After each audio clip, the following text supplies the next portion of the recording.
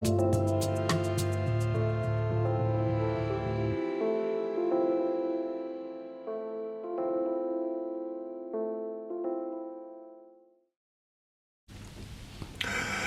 sur Médian dans ce nouveau numéro d'Hebdo Santé que nous consacrons à la Mpox ou variole du singe qui est de plus en plus préoccupant dans de nombreux pays africains.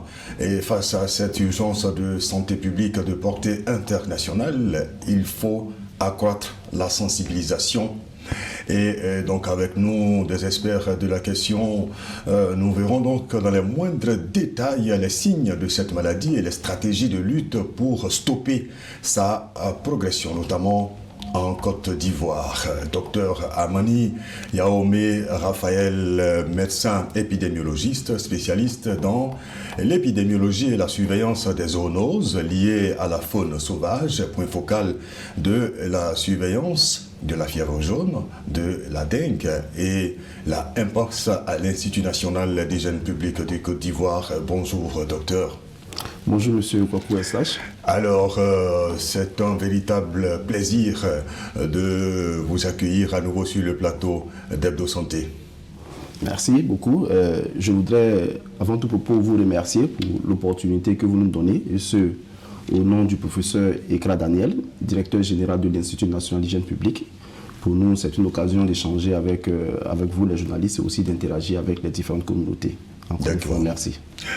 Également avec nous, docteur Kalo Vessali. Il est spécialiste en santé publique vétérinaire et directeur des services vétérinaires au ministère des Ressources animales et halieutiques de Côte d'Ivoire. Bonjour docteur. Bonjour, M. Kwaku. En tout cas, bienvenue sur ce plateau d'Hebdo Santé. Merci encore à tous les deux d'avoir accepté de participer à cette émission pour décrypter l'actualité au sujet de cette épidémie qui concerne donc vos deux ministères. Alors pour commencer, est-ce que vous pouvez nous dire c'est quoi la Mpox? Docteur Amani, docteur Kalo.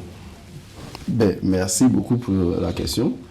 Alors, la Mpox, je pense que c'est le nouveau nom. Sinon, cette maladie s'est appelée, anciennement, on l'appelait la variole du singe. Je pense que progressivement, nous sommes en train de changer d'appellation pour passer à la Mpox pour éviter de stigmatiser un certain nombre d'animaux.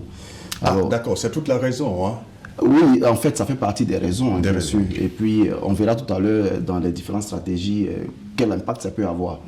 Alors, c'est une maladie infectieuse et virale qui est due, bien entendu, à un virus qui est porté naturellement par des animaux sauvages, notamment des rongeurs.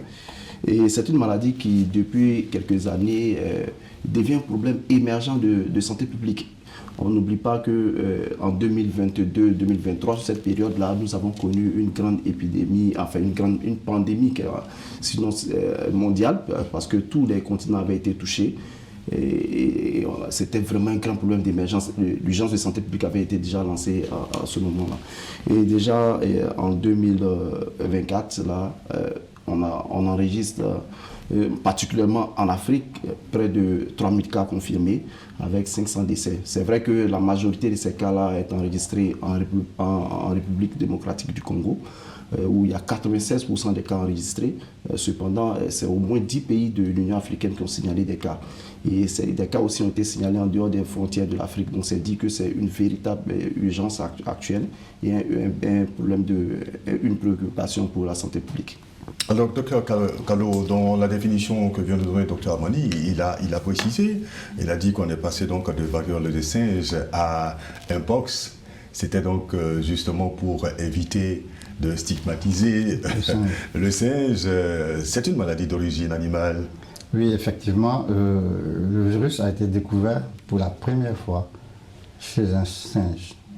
Et quand c'est comme ça, la dénomination du virus, très souvent, porte soit vers l'animal de découverte, soit vers le lieu de découverte. Je prends par exemple le virus, la fièvre Lassa au Nigeria, mais aujourd'hui la fièvre se trouve un peu partout en Afrique. Donc ce n'est pas une maladie spécifique du singe, mais la première découverte a été faite, l'isolement du virus a été fait sur le singe dans les années 58. Et ensuite chez l'homme dans les années 70, en RD Congo. Il faut dire que ce n'est pas le seul animal qui est porteur du virus. Donc, ah bon? Oui. il n'y a pas que le singe. Le singe même n'est même pas un réservoir. Il fera la maladie comme l'homme. Et les singes meurent même de cette maladie-là. D'accord. Par contre, d'autres rongeurs, tels que les rongeurs arboricoles, en Afrique, la plupart des études ont montré que les écureuils arboricoles et même le rat, qu'on appelle le rat de Gambie, qui est le rat costaud, là, géant, et sont des espèces qui pourraient être les réservoirs de cette maladie. Donc, ce n'est pas que le singe. Le singe aussi est victime comme l'homme, c'est un primate. Il fait la maladie comme nous. Il meurt même de cette maladie. Par contre, d'autres mammifères, des rongeurs peuvent porter le virus sans réellement faire des signes et propager la maladie. Et ça, c'est encore plus dangereux. C'est la raison pour laquelle, si on se met à faire le focus sur le singe, on fera une erreur dans la maîtrise de la maladie. C'est-à-dire, c'est l'ensemble des animaux qui sont susceptibles de porter le virus, qui peuvent constituer des réservoirs. C'est au niveau de ces animaux-là qu'il faut vraiment essayer d'interrompre la transmission zoonotique. D'accord. C'est-à-dire de l'animal à l'homme ou vice-versa. D'accord. Aujourd'hui, le constat, nous sommes donc en période d'épidémie. Cette maladie désormais se transmet de l'animal à l'homme. Et ça, c'est depuis quand qu'on a observé cela, Dr Mani? Alors, la transmission, il faut dire que depuis, comme le Dr Kalo l'a dit, depuis la découverte déjà chez le singe, donc lui, ça voulait dire que le singe a été contaminé s'il a fait la maladie. Donc, c'est parti des animaux. Donc, il y a la transmission qui s'est faite entre les animaux et cette transmission peut se faire avec l'homme. C'est ce qu'on appelle la transmission zoonotique. Donc, c'est une maladie zoonotique intertransmissible entre les hommes et les animaux. Donc, il peut avoir ce virus-là qui est naturellement porté chez le rongeur, comme il a dit, qui va passer du rongeur à l'homme. C'est ce qu'on appelle qui va entraîner des infections primaires. Donc, c'est une transmission primaire à travers un certain nombre de contacts qui peuvent être des contacts directs avec l'animal pendant qu'il est malade ou bien avec un animal qui est mort. Et ça, c'est par l'intermédiaire des différents fluides, le sang, les lésions cutanées que l'animal peut porter. Mais au-delà de cela, je pense que ce qui nous inquiète un peu le plus, c'est surtout depuis 2022, c'est vraiment la transmission interhumaine parce que ce virus-là commence à s'habituer à se transmettre entre les hommes avec différentes voies. Alors, il y a la voie directe. C'est-à-dire les hommes se contaminent entre eux? Oui, les hommes se contaminent entre eux. Donc, on peut avoir aussi, il y a une personne malade et on entre en contact avec cette personne, puisqu'on verra, il aura des boutons, des éruptions sur les personnes qui peuvent s'ouvrir et puis laisser couler un certain nombre de sécrétions. Et ces sécrétions-là peuvent contaminer. Et ça va évoluer vers des croûtes, par exemple, et ces croûtes-là sont à l'origine de contamination aussi. Donc, il y a cette contamination par voie directe qui peut se faire, mais également par voie indirecte à travers des matériaux souillés, des stylos, par exemple, que je tiens ici dans ma main, des vêtements, etc. Et ça peut se faire. Mais il y a d'autres modes de transmission également, puisque on peut, dans la transmission directe, il peut y avoir des cas de transmission par voie respiratoire, surtout si on a des contacts intenses et prolongés.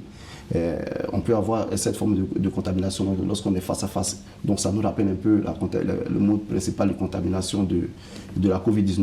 Bien sûr. Alors la contamination peut se produire aussi à travers la mère et l'enfant, donc la transmission materno-infantile pendant la grossesse, pendant l'accouchement aussi, pendant l'allaitement. Et le mode de transmission qui devient plus important maintenant, c'est surtout la transmission par voie sexuelle. Et cela, on l'a constaté avec les mutations du virus, parce que ce virus-là mute, un peu comme à l'image de la Covid. C'est vrai que c'est un virus à ADN qui est beaucoup plus stable, mais il mute.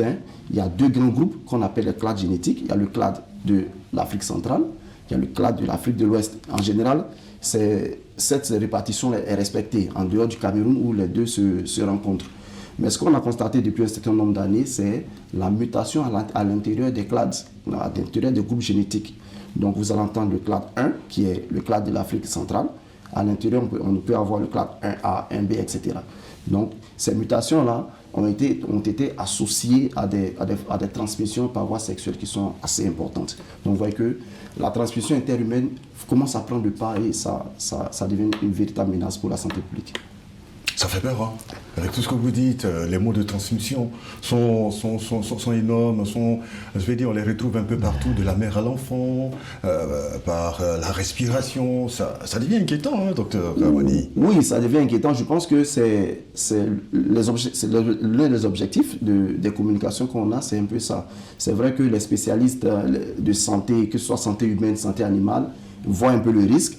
Mais l'important aujourd'hui, c'est de communiquer ces risques-là aux populations, donc de sorte à ce que tout le monde prenne conscience de ce des mots de transmission, et puis chacun à son niveau pourra appliquer les mesures qu'il faut pour réduire vraiment la transmission. Alors dans ce que Dr Moni vient de dire, parlons donc des modes de transmission. Dr Kalo, je n'ai pas bien perçu la consommation. Est-ce que la consommation du singe, par exemple, ou alors des animaux dont vous avez parlé, est-ce que ça peut donner le Mpox? Comme il a dit, les modes de transmission sont les mêmes. D'accord. Au niveau des animaux, vous voyez par exemple un animal qui est porteur, un rongeur qui mange des fruits, et le même singe qui va aussi manger ces fruits-là. Donc le virus, il va déposer le virus sur le fruit et le singe va contracter la maladie. Et entre eux, animaux, ils se battent, ils se rencontrent, etc. Donc il y a cette transmission entre les animaux et l'homme, comme il a dit, va s'infecter par contact avec ces animaux-là. Non pas forcément en consommant. Quand vous attrapez un animal, en général, si vous prenez par exemple un rat, il a tendance à vous griffer, se débattre s'il est vivant. Ah. Donc par morsure, il peut par effraction de la peau, il peut vous inoculer. Ça, c'est déjà l'animal vivant. Ensuite, tous les liquides biologiques de l'animal auront le virus. Et donc, quand vous l'abattez, quand vous le saignez, le sang est source de contamination. Imaginez-vous, quand on découpe un animal, c'est avec la machette ou bien un couteau, on tape. Mais il y a des éclaboussures qui peuvent atteindre les muqueuses oculaires.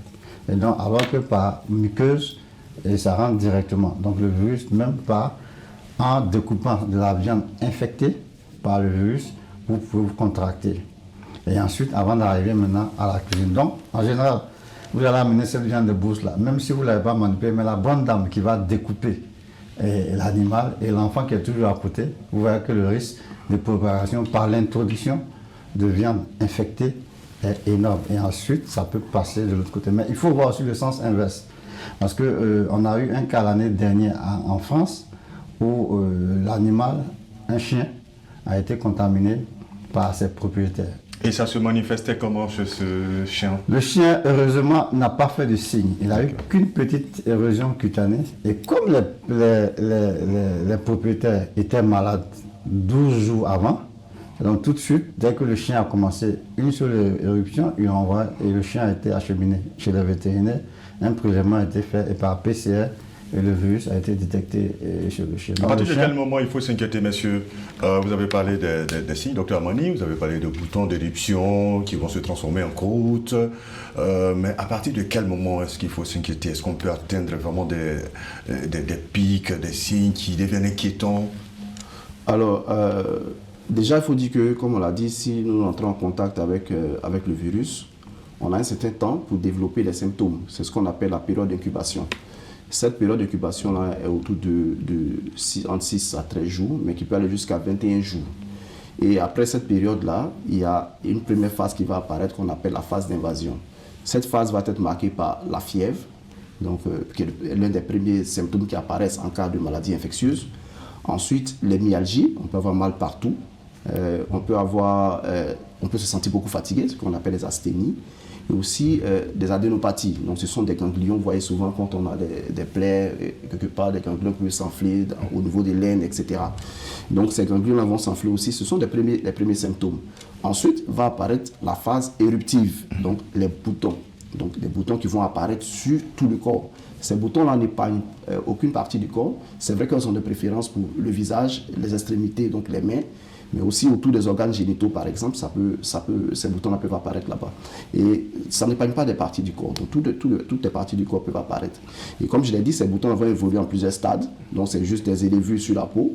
Et ensuite, ça va contenir de l'eau, cette eau-là qui va s'infecter, qui peut s'ouvrir bien sûr, et puis on aura la phase de croûte. Donc voilà un peu comment ça va se manifester. Alors le patient va rester contagieux si, dès qu'on rentre en contact avec l'agent pathogène et qu'il circule dans le sang, on peut se contaminer via les voies qui ont été citées tout à l'heure, manipulation des produits biologiques du sang par exemple. Mais la contamination est maximale lorsque les boutons apparaissent. Parce que ça peut se faire de façon directe ou bien on peut souiller notre environnement. Donc pendant toute cette période-là, le patient va rester contagieux. Donc c'est pour ça qu'il est extrêmement important, lorsqu'on a ces symptômes-là, de s'isoler, de s'auto-isoler par exemple. Donc, s'auto-isoler, c'est-à-dire que si vous êtes à la maison, évitez le contact avec vos enfants, avec vos proches. Bien sûr. Bien sûr. Et ensuite, on fait quoi? Alors, il faut éviter les contacts avec nos proches, avoir son matériel unique. Donc, c'est vraiment des mesures d'hygiène. Hygiène corporelle, hygiène vestimentaire. Donc, ne pas partager tout ça. Et puis, contacter, se rendre au centre de santé le plus proche et le plus tôt possible. D'accord. Dans certains cas, on peut être amené à appeler, parce qu'il y a des numéros verts, le numéro vert du ministère de la Santé par exemple, pour appeler si on a des symptômes qui sont vraiment invalidants, de sorte à ce que dans la mesure, une équipe puisse se déplacer vers vous. En Côte d'Ivoire, quel sera ce numéro vert? Alors le numéro vert, c'est le numéro 143. Je pense qu'on le connaît depuis les précédentes pandémies qu'on a diffusées à travers les... Il marche toujours, ce numéro? Il marche toujours. D'accord. Alors, on est donc devant une grosse menace de santé publique. Comment est-ce que vous vous organisez, tant au niveau donc, de vous, ministère des Ressources animales, que vous, ministère de la Santé, comment est-ce que vous vous organisez? Quelles sont les stratégies mises en place donc pour véritablement stopper la propagation de cette autre épidémie qui fait peur? Merci beaucoup. Alors, la stratégie, il y a plusieurs stratégies, mais je pense que déjà, c'est de vraiment coordonner nos actions, parce que vous voyez, c'est une maladie qui concerne la santé humaine, la santé animale, mais aussi d'autres secteurs. Je pense qu'il y a le secteur de la faune, etc. Et sans oublier les communautés elles-mêmes. Donc, nous sommes dans la transdisciplinarité. Donc, tout le monde, on essaie d'impliquer vraiment toutes les parties prenantes. Donc, il s'agit d'abord de coordonner les actions. Donc, il faut une vraie synergie d'action à travers des mécanismes qui sont connus, donc l'approche une seule santé. Je pense que dans ce cadre-là, il y a un plan d'action multisectoriel qui a été mis en place, donc qui sera déroulé, qui a même commencé à être déroulé déjà, et puis d'impliquer les communautés. C'est surtout sensibiliser aussi les communautés, parce que c'est vrai qu'on va mettre en place toutes les stratégies, mais c'est la communauté qui a la plus grande part dans la lutte contre les maladies, surtout ces maladies-là. Donc, c'est vraiment de les sensibiliser à éviter les contacts avec les animaux, que ce soit les animaux vivants ou les animaux morts. Parce que, et puis, ce n'est pas seulement pour la Mpox, je pense que le directeur des services vétérinaires va revenir là-dessus. Il y a plusieurs maladies qui peuvent être évitées en réduisant les contacts avec les animaux. C'est vraiment d'appliquer les mesures d'hygiène des mains, puisque s'il arrive qu'on touche des animaux ou des personnes malades, il faut vraiment avoir une bonne hygiène des mains. Et puis, lorsqu'on est malade, il faut vraiment éviter de se prendre en charge soi-même, de se rendre dans une structure hospitalière le plus rapidement possible. Et puis, il faut dire qu'on commence à constater aussi, malheureusement, des cas de stigmatisation des personnes qui sont atteintes. Donc, il va falloir éviter de stigmatiser ces personnes-là, parce que si ces personnes sont stigmatisées, elles auront tendance à ne pas se déclarer. Et puis, quand c'est comme ça, c'est vraiment difficile de rompre les chaînes de transmission. Quand vous parlez de stigmatisation, c'est quoi? Ces personnes, au vu des éruptions, c'est ça, sont rejetées? Oui, au vu des éruptions, on peut être rejeté, parce que ça arrive que des personnes sont rejetées, on n'a pas voulu se contaminer. Ce n'est pas de ça qu'il s'agit, parce qu'il faut apporter un soutien aux personnes. Si vous êtes mis en situation d'isolement, je ne pense pas que vous serez très, très à l'aise. Donc, il faut maintenir le contact qui peut se faire par voie téléphonique. On peut isoler une personne dans une salle à côté, mais avoir le contact avec elle, tout en respectant les mesures de prévention et de contrôle de l'infection.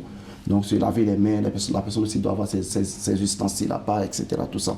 Et vous savez, depuis 2022, les cas ont été découverts sur des types particuliers de personnes. C'est-à-dire, il y a des personnes qui avaient des rapports, des hommes qui ont des rapports sexuels avec des hommes, par exemple. On a découvert, les premiers cas de 2022 par exemple, ont été découverts chez ces personnes-là. Donc, ouais, c'est des personnes déjà qui peuvent se sentir un peu marginalisées et puis et éviter de se déclarer. Donc, il faut éviter de stigmatiser ces personnes-là aussi. Il y a la transmission par voie sexuelle dont on parlait tout à l'heure. Et si une personne a des partenaires multiples et qu'on se met à la stigmatiser, comme on l'a vu dans le cas du VIH, anti-tour du partenaire, etc., finalement, chacun va rester dans son coin et puis on ne pourra pas détecter les cas. Notre objectif, c'est de détecter le plus tôt les cas, les isoler, donc les prendre en charge, de faire une prise en charge globale le plus rapidement possible. Je pense qu'avec l'information, on comprendra qu'il ne faut pas stigmatiser donc, ces personnes. Docteur Kano, au niveau donc, des ressources animales et halieutiques, qu'est-ce qu'on fait? Comme je le dis, en complément avec le secteur de la santé humaine, il a dit que c'est une zoonose, c'est-à-dire une maladie transmissible de l'homme à l'animal et vice-versa. Et donc l'approche est globale et même, je dirais, multisectorielle et transdisciplinaire. Donc tout le monde doit être forcément associé et c'est dans ce cadre-là que le plan de lutte a été développé dans le cadre d'une approche une seule santé. Et ce qu'il faut retenir, il a dit, il y a un objectif qui est d'interrompre la transmission interhumaine et notre objectif qui est d'interrompre la transmission zoonotique de l'homme à l'animal. Et c'est là que nous sommes fortement impliqués. Parce que vous pouvez partir de l'homme, retransmettre à la population animale qui va perpétuer le réservoir et d'autres personnes peuvent être contaminées à partir de ce réservoir-là. Donc déjà, je vais partir dans le sens contraire. Il a dit tout de suite, il faut isoler les malades et puis respecter les mesures d'hygiène. Il a dit encore qu'une croûte peut être infectante. Si vous enlevez les croûtes et que vous les balancez n'importe comment, et qu'il y a un rat peut venir récupérer cette croûte-là et donc ça fait un réservoir dans la zone. Vous voyez, donc l'hygiène doit être de mise, non pas seulement pour le contact interhumain, mais aussi en pensant à tout ce qui est régie, tout ce qui est tenue vestimentaire, pour ne pas que d'autres vecteurs ou bien d'autres animaux qui peuvent être des réservoirs puissent entrer en contact avec ces éléments. Ensuite, quand vous avez un animal de compagnie, c'est vrai, nos animaux, c'est nos animaux, l'animal ne saura pas que vous êtes malade. Vous avez un chien qui vous aime, quand vous venez, il est le premier à venir vers vous. Quand vous savez que vous êtes infecté, vous devez éviter. L'isolement, c'est vraiment l'isolement total. À l'égard des personnes, mais aussi à l'égard des animaux, et mettre en œuvre vraiment des mesures d'hygiène pour éviter tout contact, toute contamination indirecte aussi des personnes ou des animaux. Ça, c'est fondamental. C'est aussi on a cette manière-là d'aimer les animaux. On va au village, on vient avec un mangouste, on vient avec un singe, etc. Je pense que ça, c'est le rôle de la faune qui a réglementé l'utilisation ou bien la possession des animaux sauvages. Il y a des animaux qu'il ne faut même pas posséder parce que c'est des espèces menacées. Ça, c'est un. Et ensuite, il y a des animaux qui, si vous les possédez, il faut avoir une autorisation. L'autorisation, pourquoi? Ça vient justifier maintenant fortement cette autorisation. Parce que aujourd'hui, nous sommes en train de développer la surveillance sanitaire de la faune sauvage.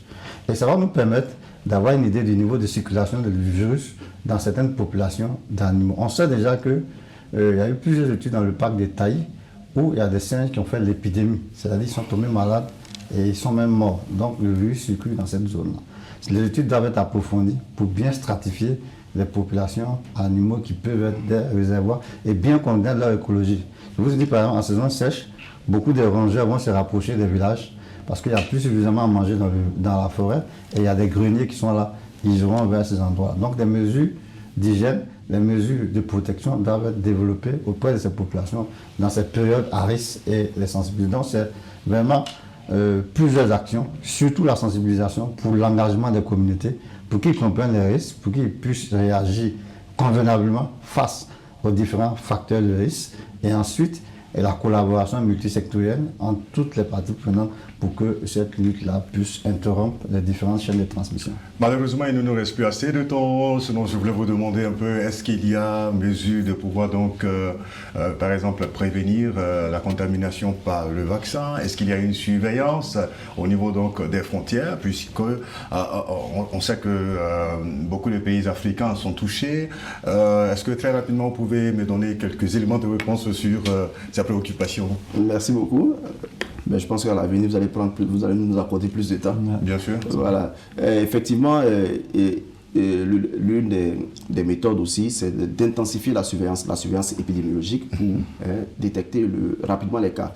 Et c'est l'implication aussi de la communauté. Donc, vous savez, c'est la communauté, dans la communauté se passent les cas. Donc, dès qu'il y a les premiers symptômes, si les centres de santé sont informés, on pourra mettre la main sur ces cas-là et puis les prendre en charge le plus rapidement possible. Alors, il existe des vaccins qui ont été développés à partir des anciens vaccins, même de la variole classique qui existait, qui a été éradiquée en 1980. Pour le moment, il faut dire que ces vaccins ne sont pas encore disponibles en Afrique, mais depuis la déclaration de l'urgence de santé publique de portée internationale, je pense que les mesures sont en train d'être prises pour rendre disponibles les vaccins. L'Union africaine même a déjà, communiqué sur 200 000 doses de vaccins qui pourraient être disponibles très rapidement. Et d'ici 2025, c'est à peu près 10 millions de vaccins qui seront disponibles. On suit cette actualité, Dr Kalo. Très bien, aller dans le même sens que lui. Pour nous, c'est d'éviter, réduire l'interface homme-animal par nos comportements. Vous voyez, aujourd'hui, l'agriculture extensive, par exemple, on va au contact de la forêt, la chasse, etc. Donc, développement des ressources animales pour que les gens aient moins recours aux protéines d'origine sauvage. Donc ça réduit déjà l'interface et le développement des méthodes d'élevage pour ne pas que les animaux aient brouté dans les forêts classées et aussi intensification de l'agriculture pour ne pas qu'elle soit extensive et protéger la faune. On y reviendra donc, messieurs, pour certainement avoir plus de, d'informations, des précautions à prendre pour face à cette, cette épidémie de Mpox. En tout cas, merci pour toutes ces informations déjà. Revenez-nous très vite.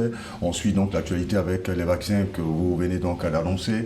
Dr Kalo, également, on peut parler donc de ce sujet assez important, au sujet donc des protéines qui pourraient donc remplacer les protéines animales.